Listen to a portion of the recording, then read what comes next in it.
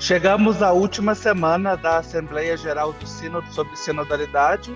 Essa assembleia que acontece desde o dia 2 de outubro em Roma, e a gente foi acompanhando aqui semana a semana as discussões, os desdobramentos e aguardando também os encaminhamentos que virão com o documento final que está para ser votado agora no último dia do Sínodo.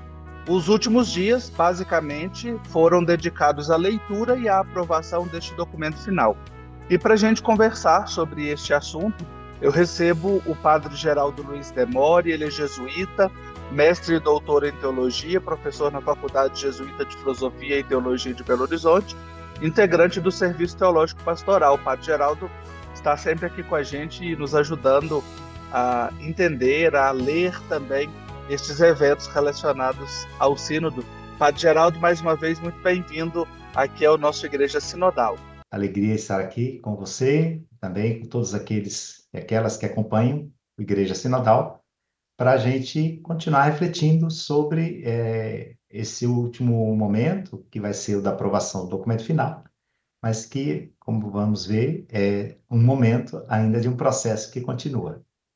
Ok, Padre Geraldo, muito obrigado. E como nas semanas precedentes, o Padre Luiz Miguel Modino, jornalista, assessor de comunicação do Regional Norte 1, que está em Roma, acompanha tudo e também nos ajuda a olhar para estes eventos do Sínodo. Nós vamos acompanhar a participação do Padre Modino e os elementos que ele traz para nos ajudar na conversa. Estamos nos últimos dias da Assembleia Sinodal do Sínodo sobre a Sinodalidade, que iniciou sua segunda sessão no dia 2 de outubro e será encerrado no domingo 27 de outubro.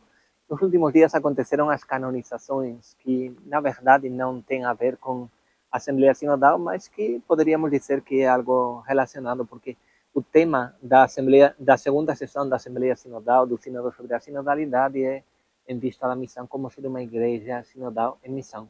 E foi celebrada a canonização no Domingo Mundial das Missões. E um daqueles que foi canonizado é alguém que fundou duas congregações eminentemente missionárias. Os missionários e as missionárias da Consolata, que têm uma grande presença no Brasil. Foi no Brasil onde foi reconhecido um milagre pelo qual São José Alamano virou santo, a curação de um indígena Yanomami, que aconteceu na missão Catrimani. Uma missão de presença dos missionários e as missionárias da Consolata, que desde 1965 acompanham um dos povos mais perseguidos entre os indígenas, o povo Yanomami. Um elemento interessante, Padre Geraldo, que o Padre Luiz Miguel Modino traz aqui para a gente, que não é, digamos, uma agenda do Sínodo, mas que a gente pode perceber também uma intencionalidade do Papa Francisco. A questão da missão, também tivemos a canonização da Santa Helena Guerra, que é conhecida como apóstola do Espírito Santo e muito venerada também, principalmente por movimentos mais pentecostais, como Renovação Carismática Católica. Como é que a gente pode ler este evento dentro no percurso da segunda Assembleia Sinodal, da segunda sessão? Veja bem, o tema do Sínodo é por uma igreja sinodal, comunhão, participação, missão, mas ao longo desse processo sinodal, o tema da missão ganhou uma centralidade muito grande. Então, eu penso que trazer essa canonização e no Dia Mundial das Missões e trazer essa figura tão importante e, sobretudo, aqueles e aquelas que abraçaram esse carisma, no caso, de São do Santo Fundador, né, dos missionários e missionárias da Consolata, eu acho que é muito interessante, porque mostra que toda a discussão sobre o tema da comunhão e da participação está em função da missão. Então, a igreja existe para a missão.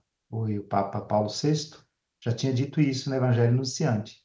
O Papa Francisco, desde que começou seu pontificado, também reitera continuamente isso. A igreja existe para a missão.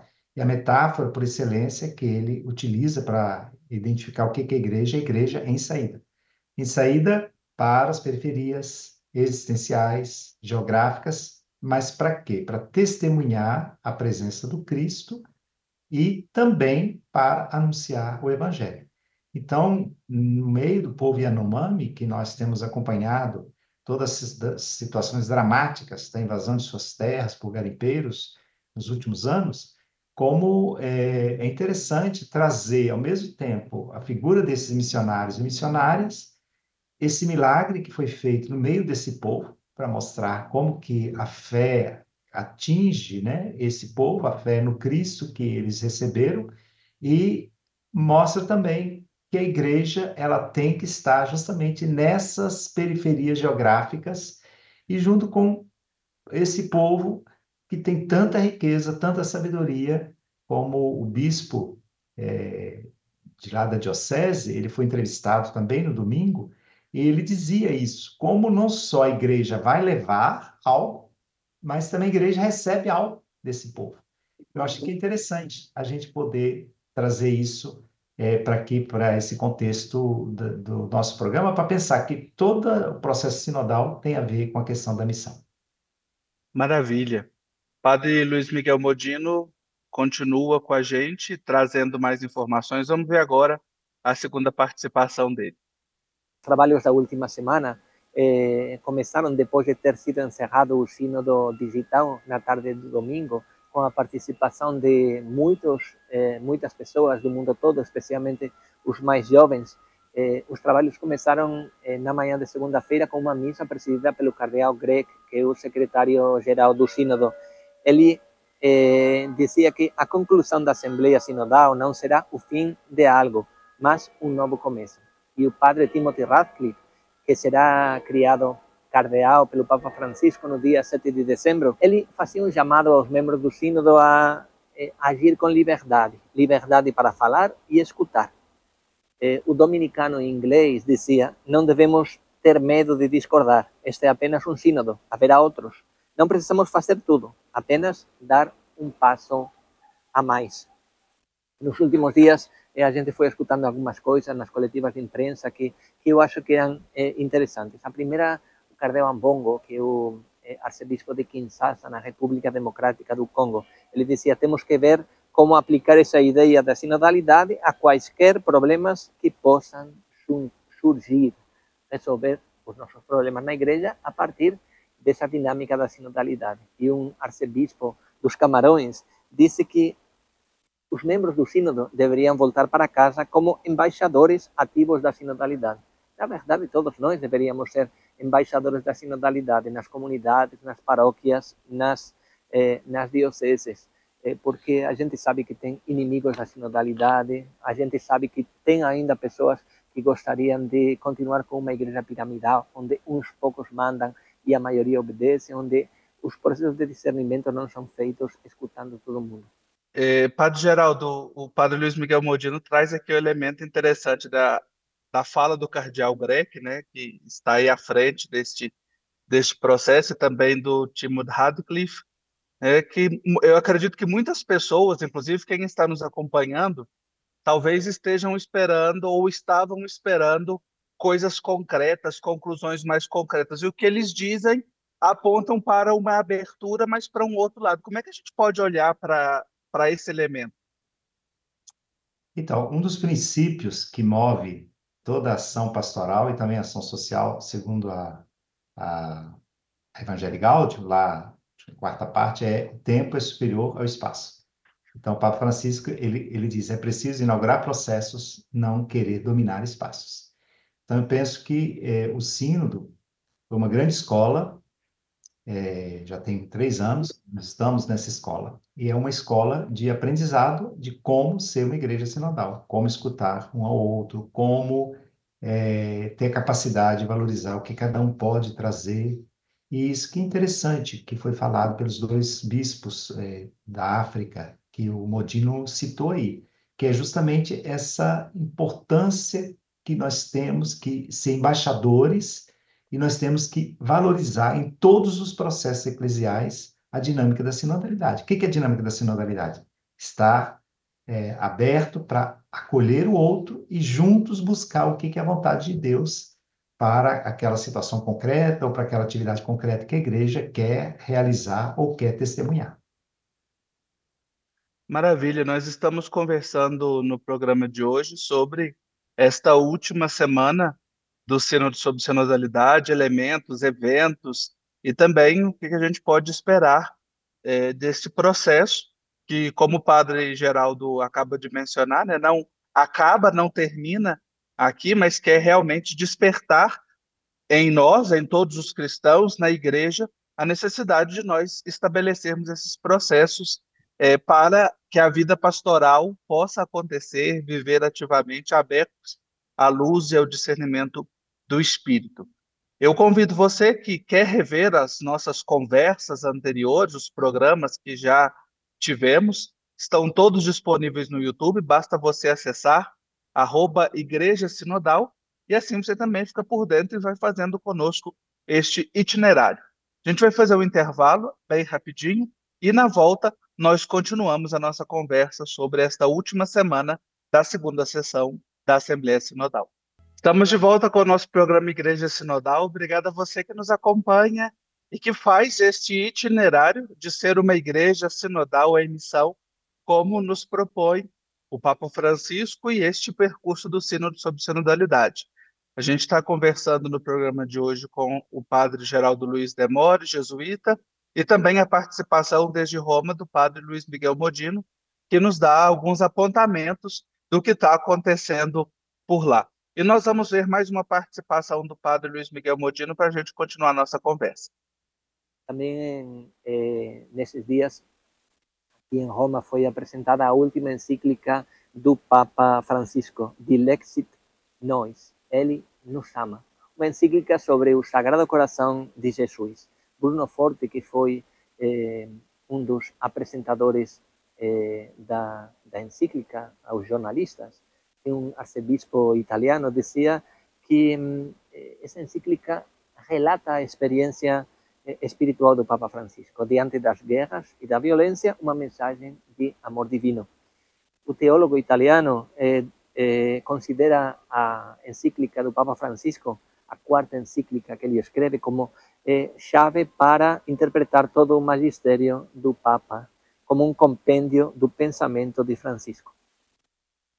Eu perguntei para ele sobre a devoção intimista, que muitas vezes faz parte do Sagrado Coração de Jesus. E ele disse que quem acredita no Sagrado Coração, quem tem devoção ao Sagrado Coração, isso deve nos levar a experimentar o amor revelado de Cristo, que se torna história, carne, ao lado dos pobres, dos últimos, dos esquecidos.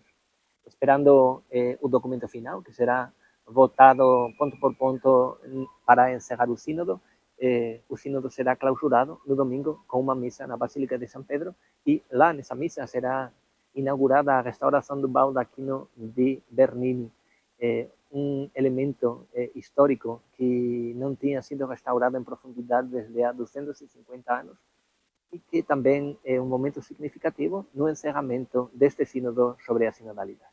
Nós agradecemos ao padre Luiz Miguel Modino pela sua participação aqui no programa Igreja Sinodal e, pelo menos, padre Geraldo, do que eu tenho conhecimento, me parece assim algo inédito o Papa publicar uma encíclica. Nós soubemos na semana passada, né, que ele estava já preparando esta encíclica e bem neste processo, nesta semana do Sínodo, né, uma encíclica dedicada ao Sagrado Coração de Jesus e que também foge um pouco das suas encíclicas anteriores. Como é que a gente também contextualiza este documento importante no processo sinodal? Então, veja bem, essa observação do Bruno Forte, eu tive essa mesma impressão ontem, quando eu estava comentando com os colegas, que, de fato, essa encíclica, ela resume aquilo que é o coração do magistério do Papa Francisco. Que, se a gente for pensar bem, quando ele fez o primeiro sínodo sobre a família, havia muitas oposições também contrárias, muitos temas que a gente continua tratando dentro da igreja já apareciam naquele sínodo lá em 2013, 2014, e o Papa, ele convocou naquela ocasião um ano da misericórdia, para justamente a misericórdia é o quê? Remete ao coração, né? Um coração que se volta para quem está na miséria, quem está na pobreza, quem está, digamos assim, na situação de exclusão. Então, se a gente for pensar bem, volta sempre esse mesmo apelo do Papa Francisco. Se a gente for olhar a Fratelli Tutti, por exemplo, a figura que aparece lá como parábola do bom samaritano, o que que é o bom samaritano? Aquele que usou de misericórdia para com aquele homem que estava caído à beira do caminho. E Jesus pergunta para quem fez para ele a pergunta sobre qual é o maior mandamento, e Jesus pergunta, na sua opinião, quem foi o próximo daquele homem caído na beira do caminho? E o fariseu lá, o mestre da lei, vai dizer, aquele que usou de misericórdia. Então, no fundo, quando o Papa agora traz, eu acho que é assim, uma espécie assim, de síntese, né? Como o Bruno Forte colocou muito bem, uma síntese do que é a principal preocupação do Papa. Qual que é o que isso quer dizer, né? No começo da encíclica, o Papa diz o seguinte: o mundo está muito dividido, polarizado, tem as guerras, etc, etc. E se a gente não conseguir olhar para aquele lugar que faz com que a gente ame realmente, supere o ódio, que é o coração, a gente nunca vai conseguir construir a paz, construir a harmonia, construir a reconciliação. Por isso que a encíclica, mais que algumas pessoas já estão interpretando, como se o Papa quisesse resgatar a devoção ao Sagrado Coração de Jesus, como se fosse uma coisa intimista ou pietista. Contrário, né? Como o Bruno Forte colocou muito bem, o Papa Francisco está querendo justamente que, através do coração, nós sejamos capazes desse amor que nos amou primeiro, porque se trata disso. O título da encíclica remete-nos ao amor de Deus manifestado em Jesus, e olhar para o coração de Jesus é justamente saber como ele foi capaz de um amor que venceu o ódio, que venceu toda a divisão, e que por isso mesmo é capaz de reunir, reconciliar, como texto belíssimo na carta aos Efésios diz, né, que a caridade expressa no amor de Cristo é ela que é capaz de reconciliar a humanidade. Construir esse nós, do qual fala a encíclica Fratelli Tutti, e que também aparece nessa encíclica do Papa Francisco, digamos, que nos remete ao coração de Jesus. Uhum. Voltando ao elemento, né, de despertar, iniciar processos. A gente sabe que um dos principais temas que surgiu, que emergiu durante este processo sinodal, Padre Geraldo, é o tema da ministerialidade e especialmente a questão das mulheres na igreja, né? E um dos temas que saiu várias vezes em coletivas de imprensa, em grupos, e que é um dos grupos de estudo convocados pelo Papa Francisco, se refere à missão de impulsionar a ministerialidade das mulheres da igreja e alguns, né, inclusive mencionando explicitamente a, a, a abertura ao diaconado feminino. O cardeal Fernandes, Vitor Fernandes, que é o prefeito do Dicastério para a Doutrina da Fé, esteve reunido com esse grupo nessa semana e também o Papa teve um encontro com as mulheres participantes do Sínodo na semana anterior, né, e alguns esperavam que viesse concretamente já o encaminhamento do Sínodo para este espaço. Como é que a gente pode olhar também para a questão das mulheres e esta abertura ainda ao tema, uma não conclusão? Então, como você colocou, esse tema é um tema bastante de muita discussão e que tem criado bastante, vamos dizer assim, não vou dizer divisão, mas uma certa polarização dentro da igreja. Há grupos em algumas igrejas que são muito, muito, eu diria assim, militantes pela questão da ordenação diaconal das mulheres e mesmo a ordenação presbiteral, né? E há grupos que são radicalmente contrários. Então, se, digamos assim, não há um consenso no espírito sobre como esses dois extremos podem entrar em diálogo e chegar, talvez, a um meio termo, vamos dizer assim, a uma solução que possa realmente contemplar as buscas que estão por detrás dos dois grupos, acho que nós vamos ter uma cisão na igreja. Então, o Papa é muito preocupado com isso. O Papa quer criar comunhão, aquilo que eu falei, o nós. E se não é possível criar um nós agora, então vamos caminhando, né? Então, o grupo, do qual você falava, esse grupo é um daqueles 10 grupos que o Papa criou lá no mês de março, que foi comunicado em março, mas criou já em fevereiro, para discutir os temas e aprofundar temas do ponto de vista pastoral, teológico e canônico. Então, pelo que eu pude acompanhar dessa discussão recente, da reunião que teve ontem no dicastério, com o prefeito do dicastério para a doutrina da fé, trata-se de tentar, digamos, avançar e aprofundar a escuta. Então, parece que eles querem experiências concretas de mulheres que assumem autoridade importante na igreja, que não necessariamente está associada à autoridade ligada à ordenação. Então, eles querem fazer uma distinção entre a autoridade e a ministerialidade. Não, o ministério no sentido do ministério ordenado. Então, a impressão que eu tenho é que é isso. Eles estão buscando esse consenso.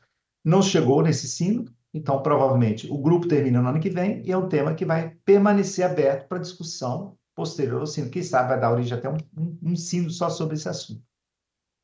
Olha aí, a questão não é se as questões são de maior ou menor preocupação, mas como e onde elas vão ser abordadas e abrindo aí caminhos para a ação do Espírito na nossa igreja. Eu quero agradecer ao Padre Geraldo Demore, que sempre nos ajuda aqui a entender esses processos, especialmente agora no decurso desta sessão da Assembleia Sinodal. Muito obrigado, Padre Geraldo.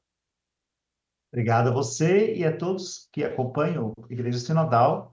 O importante agora é que a gente dê continuidade ao processo inaugurado, lendo o documento final e esperando a exortação do Papa Francisco, e com isso ajudando a igreja a cada vez mais ser lá na base, lá na ponta, uma igreja que escuta, uma igreja que busca consensos, uma igreja que não quer dividir, mas quer criar um nós.